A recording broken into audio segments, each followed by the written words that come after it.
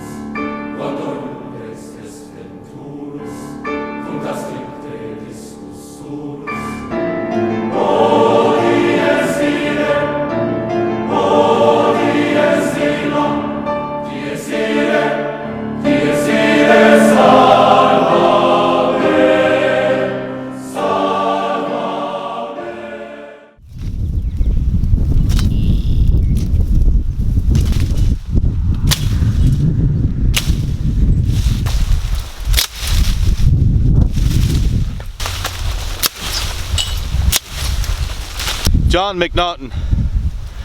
He was a school teacher from New York and he moved here in the 1850s.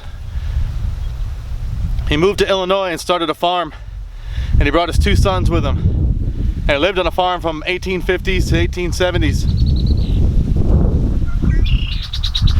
One of his sons fought in the Civil War. So we're going to detect the McNaughton farm this episode. And we're going to see if we can find anything left over from the life of John McNaughton, his son John McNaughton Jr., and his other son, Civil War soldier Daniel McNaughton. It says D. McNaughton. That's Daniel McNaughton. And it says wounded at Chickamauga, which was a brutal, unbelievably chaotic battle in Georgia. And he was wounded in September 1863. I can't read that date, but I know it's the first day of the battle, like the 14th. And he died January 31st, 1865. And he died at 24 years old. He enlisted in the army at 19. He was wounded, sent back home, and 2 years later he died. Listen to this. It's a brick or a big piece of iron. It's metal.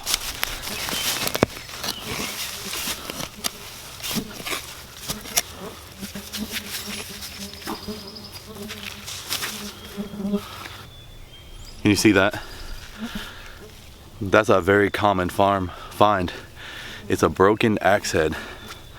That's really nice. That's outstanding. And you can't see this on camera, but there's something about this that's amazing. This thing has character. And it's very exciting because somebody has taken a hammer and beat on this thing. I can see like the metal is all deformed and mushroomed, and there's a story behind it. I think I know what they were doing. This broken axe head right here was being used as a wedge, and somebody took a hammer and just smashed the ever-loving life out of it. So let's look at a close-up. So here you see along this line right here that it's like mushroom shaped, and somebody used this broken axe head to split firewood probably. Now I've done that before, and I can tell you it is aggravating, because it's not the right tool for the job. And so what's awesome about this is that you can see somebody was determined.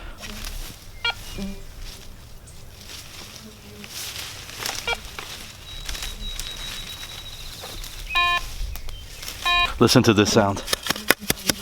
Isn't that beautiful?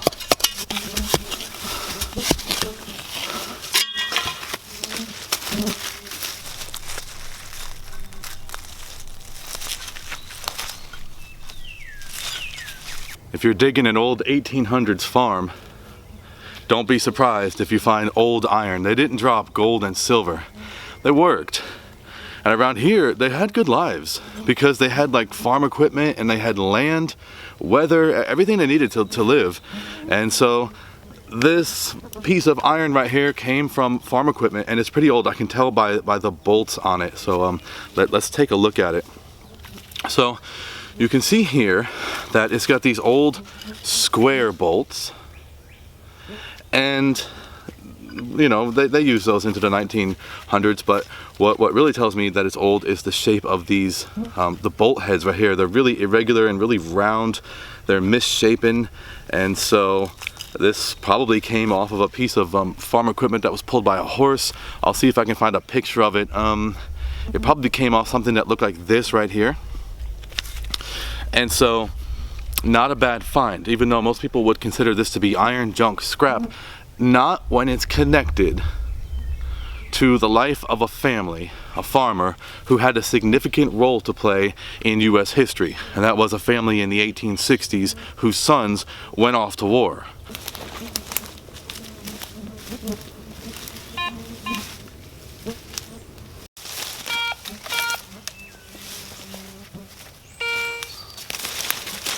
So in 1870s, this place would have looked much different.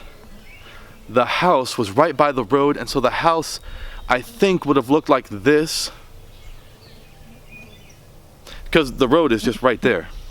And there would have been the sound of kids running by, and there would have been the sound of horses and farm equipment going back and forth. And lastly, from what I found, there would have been the sound of somebody constantly beating on stuff. Like somebody out there with a hammer just beating on farm equipment, trying to get it up and running. I just found something that verifies that. So let's take a look. I reburied this for dramatic effect because I don't do live digs, because live digs take up so much time and energy and the camera gets dirty, and then most of the time it's just like a piece of junk anyway. But this right here is different. This is not just any piece of junk. This has character as well. Yeah, it's a very old wrench. Now that doesn't look like it has to be from the 1800s. We had these back in like 1960s, but there's something about this wrench that tells me that, yeah, it's old. Look at this. This wrench right here, nice solid end here, but over here, it's broken. Can you see that? Yeah, so when I say somebody beat on things, yeah, that axe head was beat to death, and somebody probably broke this by beating on it. And that's something that every farmer has done. Modern day farmers, 1800s farmers, here's how it happens. Okay, so the way that this works is that out here on the farm, you get all these rusted bolts. They get rusted on, and they don't want to come off. And so the way that you get them off is you put the wrench on the bolt, right? And then you get a hammer. You get a hammer, and then you just smash this right here as hard as you can. You hit it with the hammer, and hopefully that will like break the rust free and allow you to get the part off. Well, you can do that with modern day wrenches because they're made out of a different alloy. But back in the 1800s, like I think the metal was more brittle back then, and so doing that too hard could cause this to break.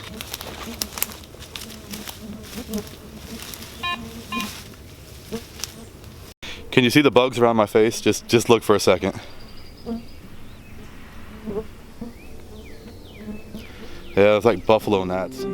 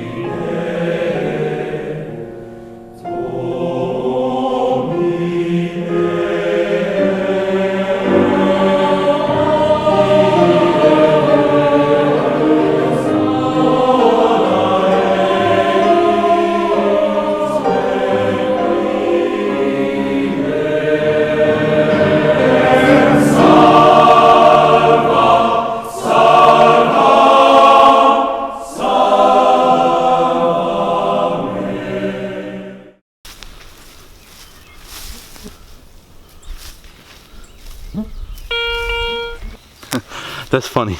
What is that? A meteor? It feels heavy and it looks like a rock, a mineral, but no. I've never felt a meteor, but is this what a meteor feels like? It's super heavy, but let's look at it. It's not a meteor. I can see that it's a piece of lead that's been poured into a cast iron skillet. I can see the shape of the cast iron, and I can see the cast iron surface texture in this piece of lead. But I'm changing my mind. This is not lead. This right here is shiny. See all the shiny spots on it? And that shiny spot right there? So lead does not come out of the ground shiny like that. So what this actually is probably lead's cousin, I guess. So it's a piece of metal called white metal, or you may have heard babbitt. What this is a chunk of metal that was melted out here on the farm, and it's called babbitt, which is like a mixture of like lead and tin. And since it's so heavy, that tells me it's an old-fashioned babbitt, because we still use this. And I won't bore you with the details, but when you work on machines, a lot of times you have to like rebuild bearings and stuff. And so before the age of like machined roller bearings, people used to melt this stuff and pour it into like the bearing areas of the machines. So.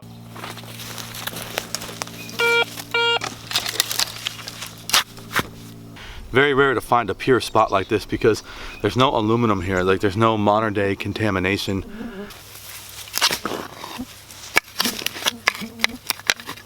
It's a reins guide, right? For a horse. These things were super common. It's a very common find. Metal detectorists find lots of these things, but this is significant because it belonged to the family of Civil War soldier John McNaughton, and Daniel McNaughton, and his father John McNaughton probably bought this for the horses. And it's a meaningful find because in order to go anywhere, you had to, you know, go by wagon, and if you wanted to go to town, you had to load the kids up in the wagon, and town is 5 miles away from here. But that took all day. So life was much slower back then. Thought there might be a trash pit here, since I found that big piece of iron. That this would be a place where they buried junk, but there's nothing down there. Okay, somewhere out here there's a trash pit full of artifacts. There's also a privy full of artifacts, but to find it in this environment is just insanity. I'm standing in a low spot now, and it's probably a privy. If you watch this probe, watch how deep it goes.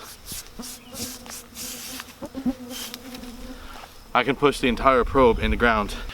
Privy digging is the hardest thing to do. It's the hardest thing in the world out here. But there's nothing down there. I mean, I've probed it 100 times. Not hitting anything. Maybe they just weren't the type of people that threw garbage down the outhouse hole, you know? Yeah, there's crunchiness down there, so let me just see if I can just keep digging. That is really deep. I found what I wanted to find, the privy. And there's some crunchiness down there, but I don't feel any glass. There's no sounds of glass. So the only thing that I was able to find is this wire handle, which came off of a bucket or something like that. But yeah, nothing in this privy. And that's how it goes. I've been fighting bugs and humidity, heat, vines, thorns, getting stabbed in the face by sticks all day, everything. And I found what I found. I found what there is to find. So not bad. You take what you can get. I did find some artifacts that came from 1800s from the McNaughton family, and that's about as good as you can do. So let's go clean them up and let's take a good look at them.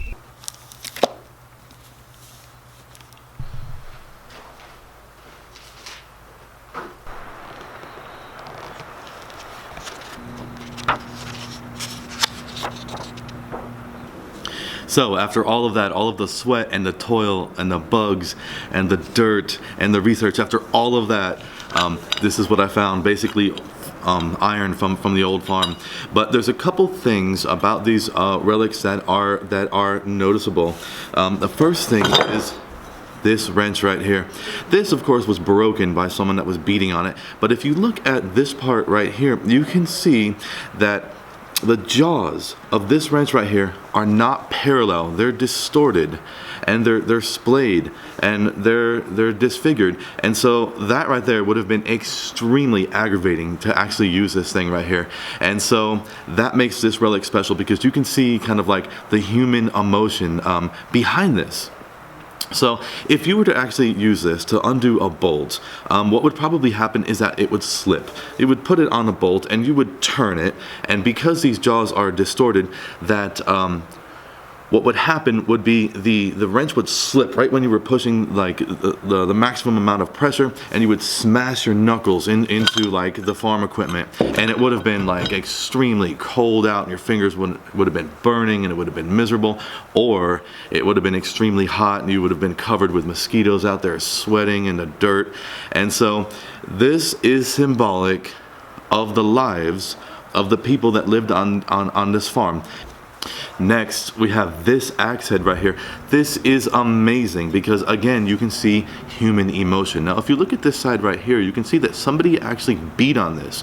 What they were doing is they were using this to split firewood, okay?